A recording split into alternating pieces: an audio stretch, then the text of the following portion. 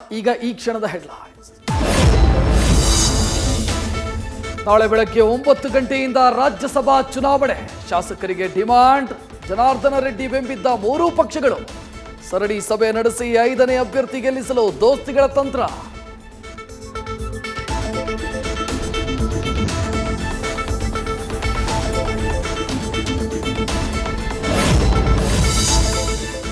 ಬೆಂಬಲಿಗರ ಸಭೆ ನಡೆಸಿ ಶಕ್ತಿ ಪ್ರದರ್ಶನದ ಬೆನ್ನಲ್ಲೇ ಮಹಿಳಾ ಮೀಸಲಾತಿಯ ದಾಳ. ದಳಪತಿಗಳ ವಿಶ್ವಾಸ ಗೆಲ್ಲಲು ಕೂಡ ಮುಂದಾದರು ಸುಮಲತಾ. ಮಂಡ್ಯ ಗೌಡ್ತಿ ಬಗ್ಗೆ ಸೊಲ್ಲೆತ್ತದಂತೆ ಆಪ್ತರಿಗೆ ಟರಾವು ಹೊರಡಿಸಿದ ಎಚ್ಡಿಕೆ.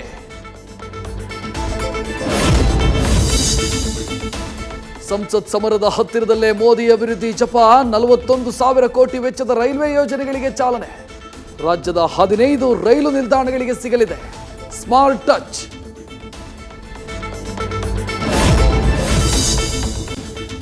ಜ್ಞಾನವಾಪಿ ಮಸೀದಿಯಲ್ಲಿ ಹಿಂದೂಗಳ ಪೂಜೆಗಿದ್ದ ವಿಘ್ನ ನಿವಾರಣೆ. ಪೂಜೆಗೆ ತಡೆ ಕೋರಿ ಸಲ್ಲಿಸಿದ ಮುಸ್ಲಿಂ ಪರ ಅರ್ಜಿ ವಜಾಗೊಳಿಸಿದ ಹೈಕೋರ್ಟ್. ತೀರ್ಪಿಗೆ ಹಿಂದೂಗಳಿಂದ ಸಂಭ್ರಮಾಚರಣೆ. ಮುಸ್ಲಿಂ ನಾಯಕರ ಅಸಮಾಧಾನ.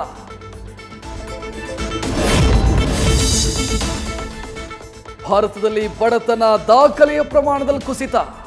2011-12 ಹೋಲಿಸಿದರೆ ಕುಟುಂಬಗಳ ತಲಾ ಮಾಸಿಕ ವೆಚ್ಚ ದುಪ್ಪಟ್ಟು. ನೀತಿ ಆಯೋಗದ ಸಿಇಒ ಬಿಚ್ಚಿಟ್ರು ಕುತೂಹಲಕಾರಿ ಮಾಹಿತಿ.